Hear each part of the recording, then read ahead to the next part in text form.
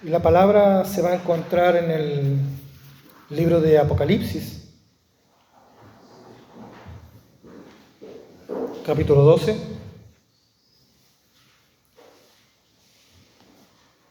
verso 10. Apocalipsis 12, verso 10.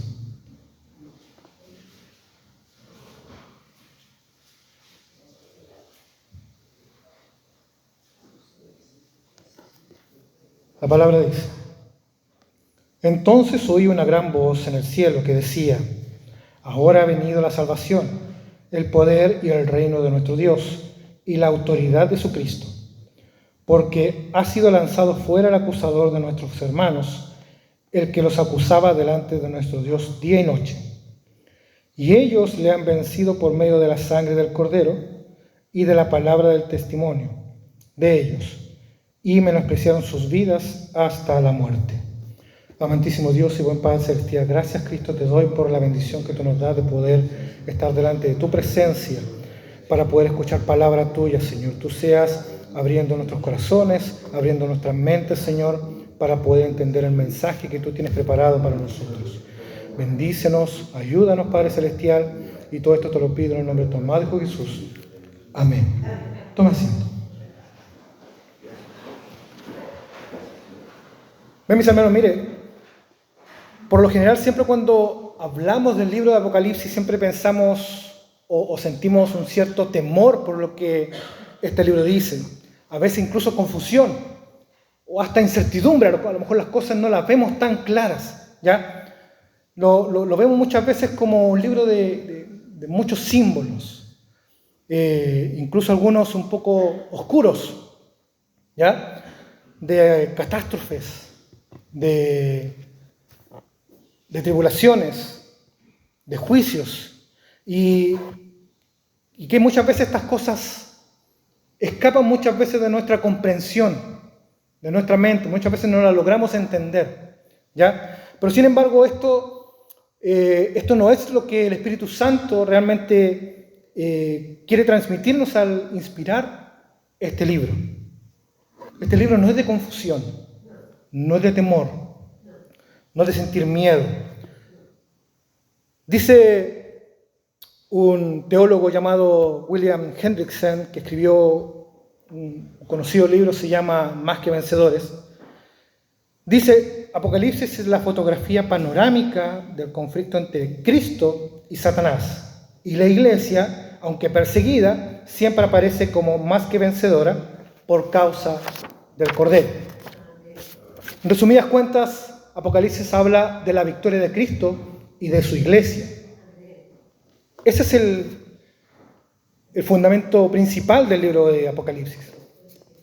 Y hoy creo que llevar a que veamos este capítulo 12, ¿cierto? Estos versículos que acabamos de leer, ¿ya? En donde resume en gran manera esta batalla, esta pelea, en donde la iglesia no es vencida por las tinieblas, sino que vence por la sangre del Cordero de Dios. Lo que acabamos de leer en el versículo 10 dice: Entonces oí una gran voz en el cielo que decía: Ahora ha venido la salvación, el poder y el reino de nuestro Dios y la autoridad de su Cristo.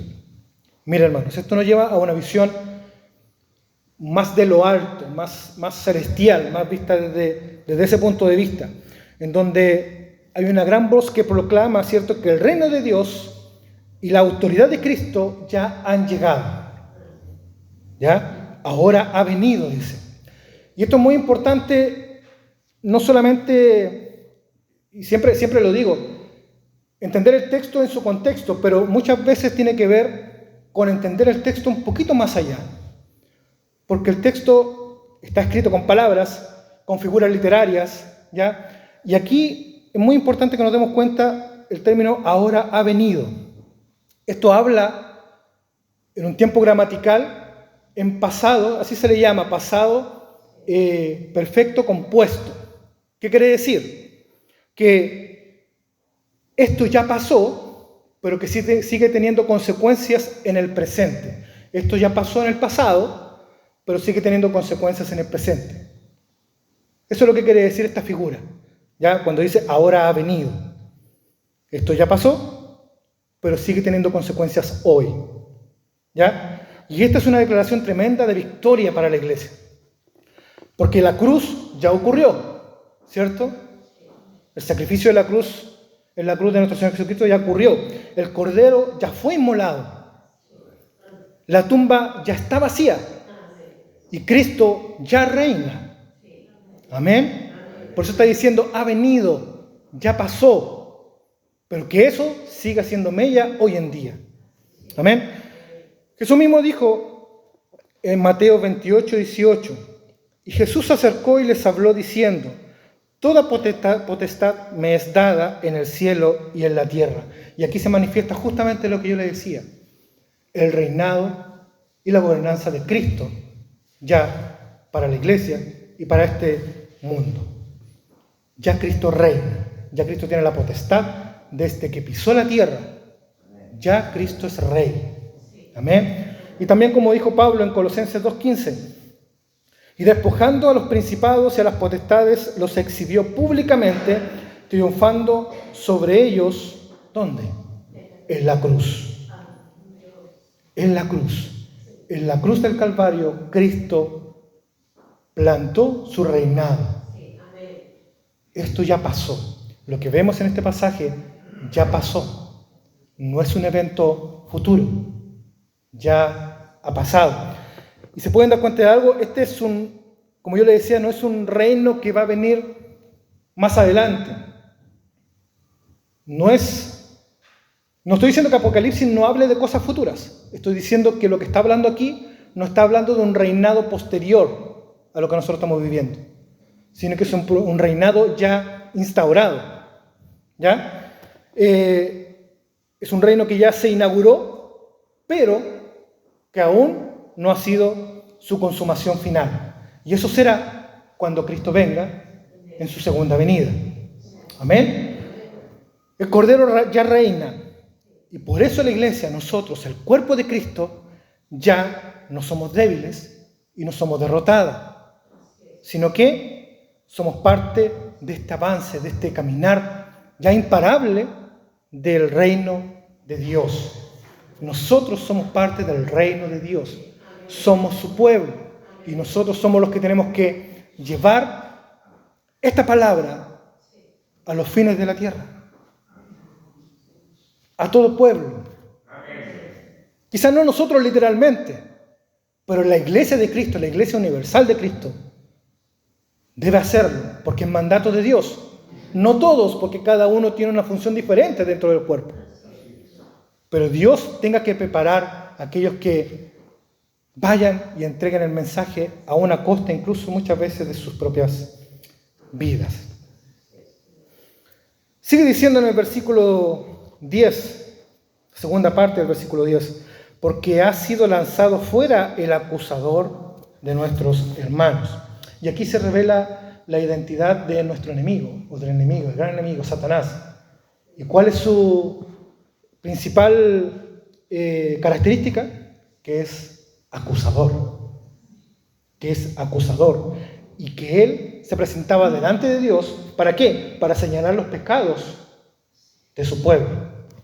Esa era la función de Satanás. Decirle a Dios, mira lo que están haciendo. El acusador. Y con esto muchas veces nosotros, o mucha gente, muchas personas, no solamente fuera de la iglesia, no creyentes, es justamente lo que hace con respecto a las iglesias. Muchas veces nosotros como iglesia, estoy hablando en general, no estoy hablando de esta iglesia probablemente tal, estoy hablando de la iglesia en general, la iglesia universal. Muchas veces nosotros tampoco ayudamos mucho a que la imagen de nosotros los cristianos sea bien vista afuera. Muchas veces también dejamos mucho que desear con respecto a eso. Pero están afuera acusando, apuntando para ser como él, para ser como ella. ¿Para qué obra la iglesia? Mira lo que hace. O muchos a lo mejor siguen a Dios o dicen seguir a Dios conforme a sus propios principios. No, yo sigo a Dios, yo creo en Dios, yo soy cristiano a mi manera. No necesito congregarme. Eso no es lo que la palabra dice. Debemos congregarnos. Debemos congregarnos. Y lo único que están haciendo es haciendo lo que su padre, el diablo, hace, acusar a su pueblo. Y a veces pasa dentro de la misma iglesia. Así que tengamos cuidado y ojo con eso. Amén. Miren, una de las cosas que tenemos que tener claro es que ya el diablo, Satanás, ya ha sido expulsado. Porque eso es lo que dice la palabra. Tengamos esa confianza y esa convicción de que el diablo ya fue expulsado, ya es vencido, ya no nos puede acusar. No tiene poder para acusarnos ya. ¿Y sabe por qué? Porque hay alguien que intercede por nosotros. Hay alguien que intercede por nosotros, por usted, por mí. Primera de Juan dice, en el capítulo 2, verso 1, abogado tenemos para con el Padre a Jesucristo el justo. Tenemos abogado que nos defiende. Y no solamente este abogado nos defiende, sino que este abogado pagó la deuda que nosotros teníamos delante del Padre. ¿Para qué? Para decir, él es mi hijo, yo pagué por él, no lo puedes condenar, porque está bajo mi alero, bajo mi respaldo. Eso es lo que está diciendo. El mismo abogado es quien pagó la deuda que nosotros teníamos. No la metió debajo de la alfombra. No barrió, levantó la alfombra y metió nuestros pecados ahí. No. Él llevó nuestros pecados para ser pagados en la cruz. Y por esa obra, Él dice, ¿lo vas a acusar? No puedes acusarlo porque es mi hijo. Y yo pagué por él. Amén. O en Romanos 8:33 dice, ¿quién acusará a los escogidos de Dios? Dios es el que justifica. Dios nos justificó. ¿Cuándo? Cuando Dios vino a nuestro encuentro y nos transformó, nos convirtió en nueva criatura. Automáticamente hay un cambio legal en nosotros, que no es físico, no es visible, pero es un acto legal en donde Dios dice, yo te doy fe para que creas en mí y por la fe te justifico de tus pecados. Eres justo delante del Padre porque yo te imputé justicia. Eso es lo que está diciendo Cristo. Yo te imputé justicia. Ahora, ¿se dan cuenta? Ya no hay condenación. Ya no hay condenación. La sangre del Cordero ya silenció al acusador. Ya venció Cristo en la cruz a Satanás. Él ha sido vencido, no por nuestra justicia, sino por la justicia de Cristo, como le decía, imputada a nosotros. Hay algo que se llama la doble imputación. Se llama la doble imputación. ¿Qué quiere decir esto? Que Dios, o Cristo, mejor dicho, Cristo, Él en su justicia, porque Él ganó justicia, Él vivió la vida perfecta, por ende justo, por méritos propios, Cristo. Él en su justicia y en su amor se imputa nuestro pecado, se viste de nuestro pecado y Él nos viste de su justicia. Esa es la doble imputación. Él se imputa nuestro pecado y Él imputa su justicia en nosotros. Por eso que nosotros delante del Padre somos vistos como justos, justificados por el sacrificio de Cristo. ¿Y cómo se demuestra esto? En la resurrección de Cristo. ¿Por qué? Porque la paga del pecado es muerte, ¿cierto? Pero la muerte no pudo contener a Cristo. Y Cristo resucitó.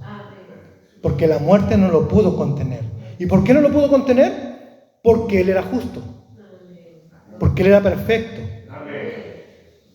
Porque Él vivió la vida perfecta en adoración a su Padre, como nosotros nunca lo vamos a hacer.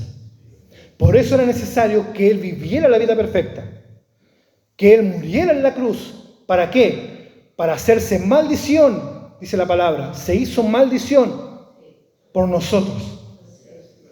Para que nosotros tengamos la facultad y la potestad de ser llamados hijos de Dios por la fe en la obra meritoria de Cristo. Y Él en su resurrección mostró su justicia y por ende se ratifica nuestra justificación.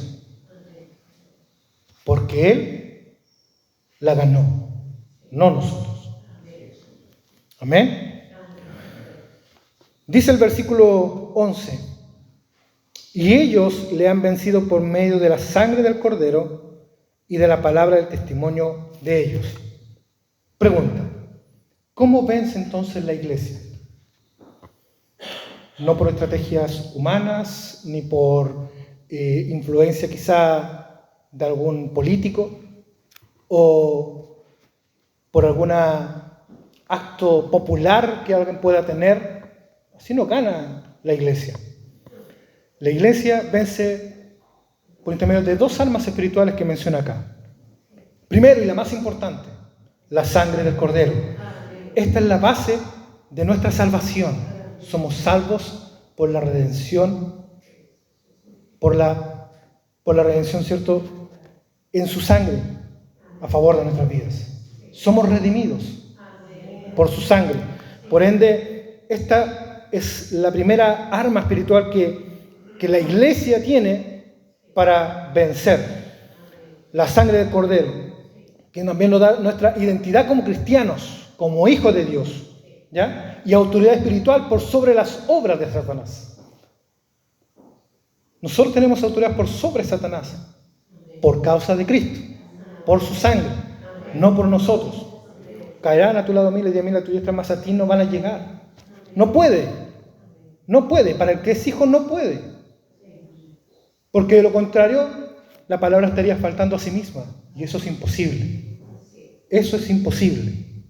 Ahora bien, la victoria de la iglesia es la extensión de la victoria ya de Cristo. Cristo venció, y porque Cristo venció, nosotros vencimos. Amén. O sea que no ganamos por nosotros pelear bien. Ganamos porque Cristo ya ganó. Y la segunda arma, la palabra del testimonio. Este es el testimonio fiel de cada creyente en medio de un mundo malvado, hostil, pecaminoso, y donde nosotros como iglesia somos este instrumento de conquista espiritual, en donde tenemos que ir y conquistar, ir y predicar, ir y llamar, ir y hacer discípulos. Esa es nuestra función. Eso es lo que debemos hacer, testificar. Ahora, no solamente existe una sola función en la iglesia, no es solamente predicar aquí en el púlpito. Eso es una de tantas funciones. No todos son predicadores, no todos son pastores, no todos son misioneros. Todos deberíamos ser en cierta medida evangelistas, sí. Pero cuando hablo de evangelista no estoy hablando de convocar multitudes y predicarle a multitudes, no, de evangelizar a muchos o uno. Cada uno tiene una propia función dentro del cuerpo de Cristo. La predicación del evangelio y la confesión pública de fe. Confesión pública de fe. Y en eso va también el bautismo. El bautismo es una confesión pública de nuestra fe. Todo cristiano verdadero, debe bautizarse. Y no tener miedo, pero es que voy a fallar. Sí, va a fallar. Se va a equivocar. Se va a caer 1 y 1000 veces. Lo importante es volverse a las plantas de Cristo, arrepentirse y seguir adelante. Y seguir adelante. Entendamos que no somos perfectos. Estamos muy lejos de serlo. Y la salvación no es por obra. Gracias a Dios no es por obra. Bueno, no por nuestras obras. Entonces es importante la confesión pública de fe. Y parte por el bautismo. Ahora es algo bonito. En el tiempo apostólico era una condenación a muerte. que que los romanos vieran a alguien bautizarse, era decir, heme aquí, mátenme. Eso era bautizarse antes prácticamente. Era exponerse a que pudieran ser asesinados. Hoy no. No aquí por lo menos. Amén. Y esas son las marcas de un cristiano vencedor. Y como también dice este mismo autor del libro que les mencioné, ¿cierto? Más que vencedores. La iglesia no vence evitando la tribulación, sino permaneciendo fiel en medio de ella. Porque hay un costo. Esta victoria tiene un costo. Tuvo un costo. Tiene un costo y tendrá un costo. El mismo capítulo 11, la segunda parte, dice, y menospreciaron sus vidas hasta la muerte. Y esto es extremo. Esto es totalmente radical. La victoria del pueblo de Dios es una victoria cruciforme, se llama, en donde nosotros imitamos al Cordero, que venció ¿de qué forma? Muriendo. Debemos estar dispuestos incluso hasta morir por nuestra fe, por Cristo, por esta palabra. A eso se refiere cruciforme. Nosotros debemos estar dispuestos, no es que voy y me ofrezco a morir, no, estar dispuestos a el sufrimiento. Así como Cristo lo hizo, nosotros también. Porque no se trata de vivir cómodos, no se trata de estar sin conflicto o si no, siempre estar o no estar dispuesto a perder todo por causa de Cristo, porque debemos estar dispuestos a eso. Y es complicado, es muy difícil. Claramente nosotros como sociedad, como cultura, no estamos acostumbrados a eso. Pero déjenme colocarle algunos ejemplos muy actuales. Hace un par de años atrás, no me recuerdo en qué país de Medio Oriente, asumió en el poder un régimen musulmán extremista, en donde muchos cristianos tuvieron que huir, muchos misioneros tuvieron que huir. Algunos murieron en ese pasar, otros lograron escapar. Y mire, quiero mencionarle algunas estadísticas, esto sin apartarme del mensaje, sino para que veamos cuál es la realidad de la Iglesia de Cristo. Según la lista mundial de persecución de una entidad cristiana internacional llamada Puertas Abiertas, esto en inglés, estoy diciendo en español, del 2025, dice que 4.476 cristianos fueron asesinados entre el lapso de octubre de 2023 y septiembre de 2024. O sea, un cristiano cada 2 horas muere en el mundo por causa del Evangelio, por causa de Cristo. 12 personas diarias. Y eso básicamente en una parte del hemisferio de este mundo, en una parte, no en todo el mundo, en una parte puntual y más concentrada. Siendo África el continente más hostil para misioneros cristianos, para los cristianos. Nigeria se adjudicó más del 70% de estas muertes, con más de 3.000 cristianos muertos. Y ahora, no hace mucho, en este año, hubo una masacre en Yeguata, con cerca de 100 a 200 cristianos muertos en una aldea cristiana. De 100 a 200. En el Congo, en febrero de este año. En África también.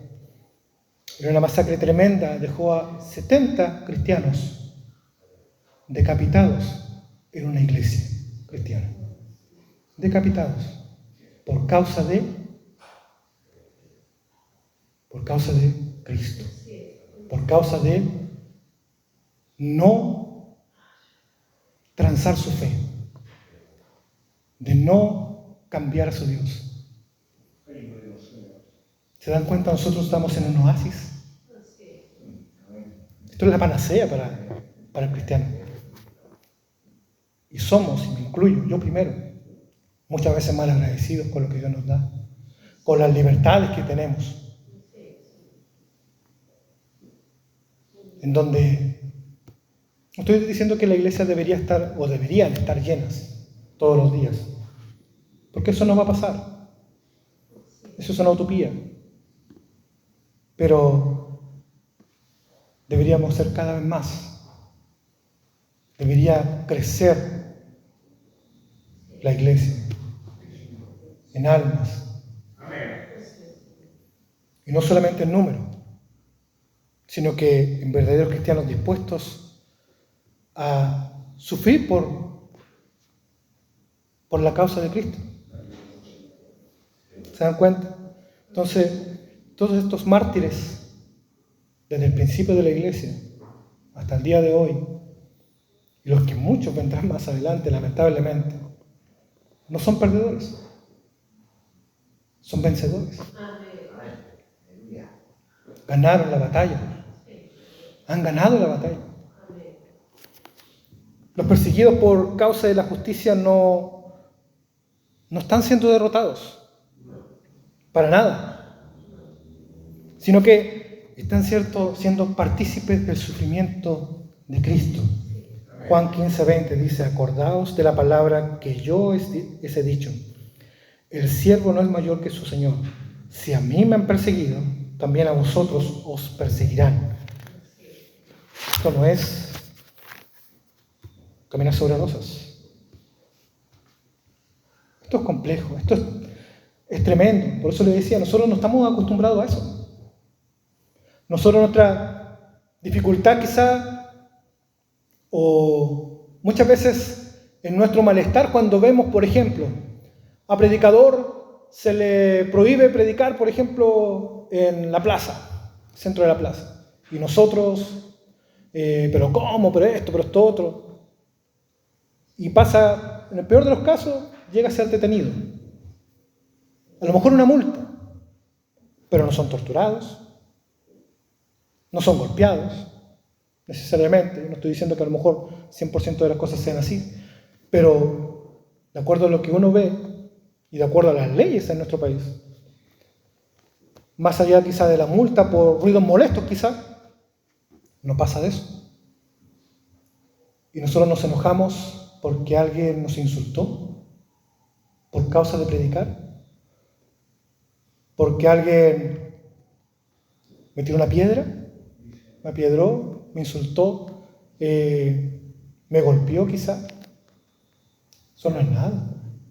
Y aún así, esas cosas no las vivimos, no las pasamos. Más allá de un grito a lo lejos, de un insulto por allá, por acá.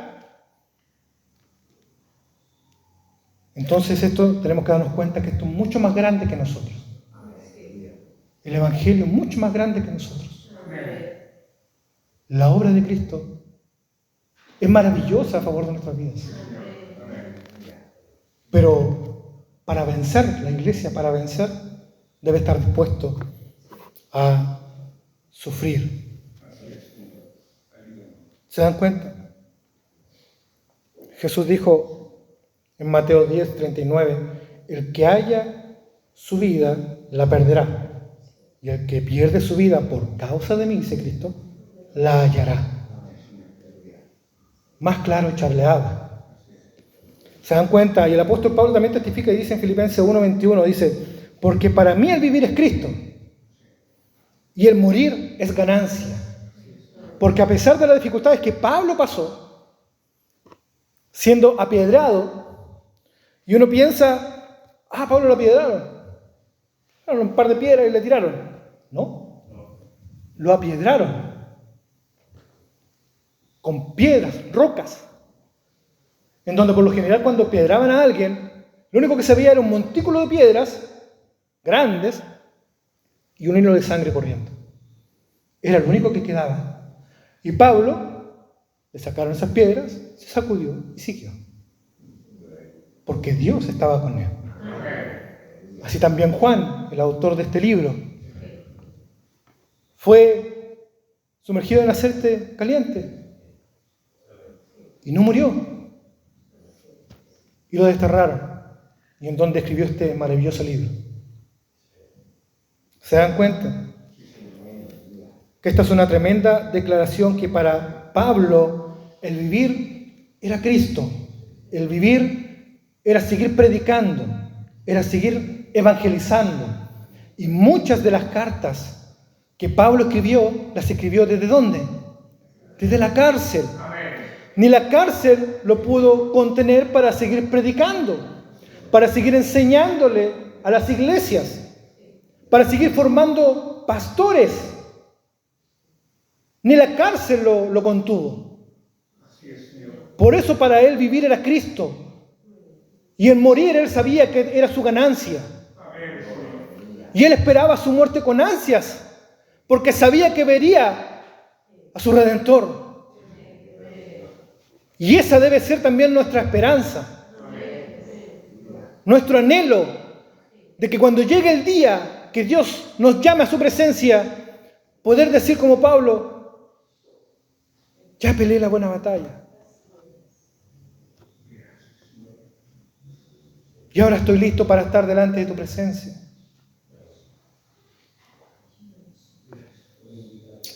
Un predicador inglés del año 1628 aproximadamente, llamado John Bunyan, fue encarcelado por predicar la palabra de Dios. Por años lo encarcelaron. Le ofrecieron liberarlo simplemente a cambio de negar su fe y de evitar o de que dejara de predicar. Y él dijo que no lo iba a hacer, que si estaba fuera iba a seguir predicando. Siguió preso, cumplió su condena, salió, lo primero que hizo fue predicar. Lo volvieron a encarcelar. Y dentro de la cárcel, este hombre escribió uno de los libros, si no el segundo libro más importante, o no sé si más importante, pero más significativo de la fe cristiana después de la Biblia, que se llama el libro El progreso del peregrino. Y él lo escribió en esta fría cárcel. Y hasta el día de hoy se sigue leyendo este libro como el segundo libro cristiano después de la Biblia, hasta el día de hoy. Y eso lo hizo en la cárcel por no transar su fe ni su convicción. ¿Se da cuenta? ¿Se da cuenta, hermano? Mire, la victoria que muestra aquí en Apocalipsis no es un evento, o no es solo un evento del fin de los tiempos, sino que es una realidad actual, de hoy, y totalmente espiritual. Mire, que debería comenzar a cambiar nuestras vidas desde aquí en adelante, de ver de una forma diferente las cosas, que nosotros estamos cómodamente aquí, con puertas abiertas, para que todo aquel que pase por fuera pueda entrar, sin el temor que puede pasar en algún momento, y ha pasado quizá que pueda entrar cualquier persona, pero sin el temor constante de que nos van a venir a cerrar la iglesia, o que nos van a tomar a todos presos, o que va a venir alguien a hacernos daño. En esa tranquilidad estamos viviendo nosotros. Pero no es la realidad de lo que pasa en muchos lugares hoy en día en el mundo. Amén. Vivamos con confianza, no con temor. Porque Cristo reina y aún en este mundo tan caótico, su reinado no tambalea. Porque Dios usó distintos medios para que el Evangelio fuera esparcido por todo el mundo. En un principio los cristianos estaban encerrados, todos juntos, herméticamente, cuando en el inicio de la historia de la iglesia, ¿qué hizo Dios? Porque fue Dios. ¿Qué hizo Dios? ¿Qué medio utilizó para que el evangelio comenzara a expandirse? Usó la persecución para que los cristianos comenzaran a huir y siguieran ramificándose.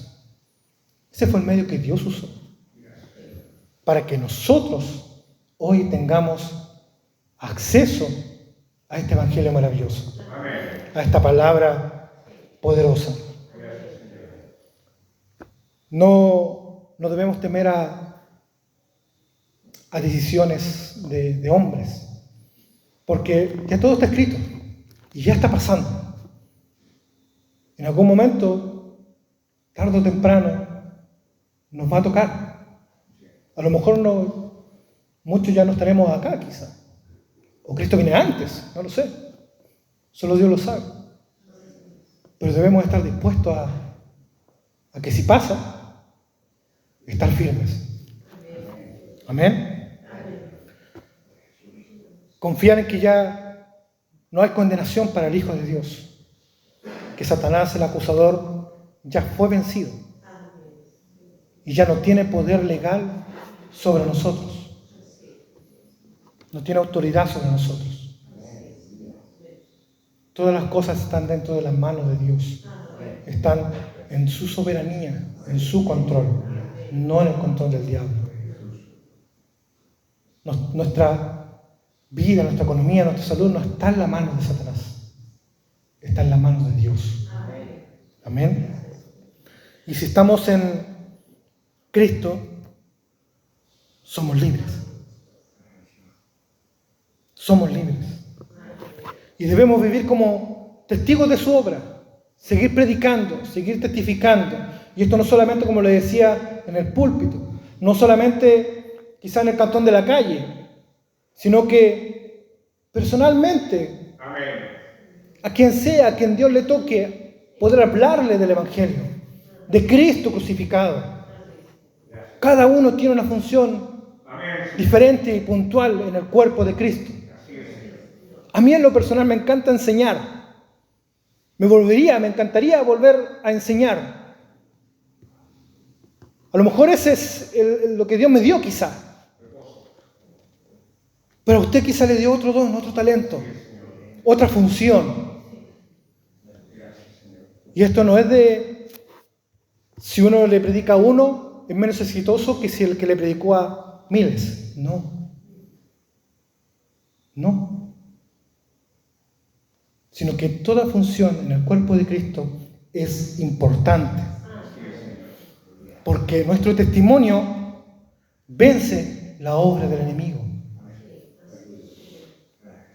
Vence la obra del enemigo. No debemos callar nuestra fe. No debemos esconder la palabra de verdad. Conocerla, estudiarla, llenarse de ella, entenderla lo más que podamos.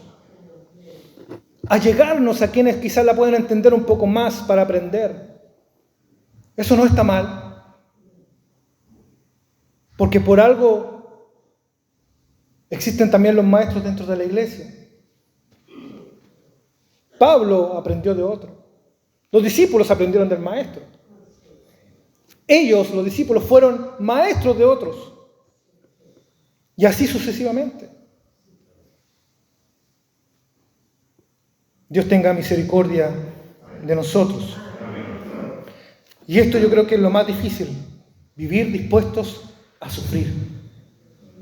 Amar más a Cristo que a nuestra propia vida, que a nuestros propios hijos, que a nuestra propia familia. Eso es duro, es difícil, pero en Cristo tenemos ganancia. En Dios tenemos ganancia y en Dios están nuestras familias. Amén. El que no carga su cruz y le sigue no es digno de Él. Y esto cuando dice estas palabras, ¿cierto? La Biblia está hablando de negarse a sí mismo, estar dispuestos a sufrir. No buscar el sufrimiento ni el peligro porque sí, sino que estar dispuestos a. Y el que pierde su vida a causa del Evangelio, ya lo sabemos, la ganaremos eternamente. Amén. Amada iglesia, miren, estoy terminando. Apocalipsis no se trata de bestias, se trata del Cordero de Dios. No se trata de teorías de conspiración, se trata del reino eterno de Dios. No se trata del anticristo, se trata de Cristo. Apocalipsis se trata de Cristo. Y dice este autor que yo he mencionado toda esta predicación, Hendrickson concluye en su libro diciendo: Apocalipsis no fue escrito para satisfacer la curiosidad profética, sino para fortalecer la fe de los cristianos perseguidos, mostrándoles que en Cristo son más que vencedores. Ya no vivamos más derrotados, sino que levantemos los ojos y confiemos en lo que la sangre de Cristo hizo por nuestras vidas. Que no es cualquier cosa, no es cualquier precio.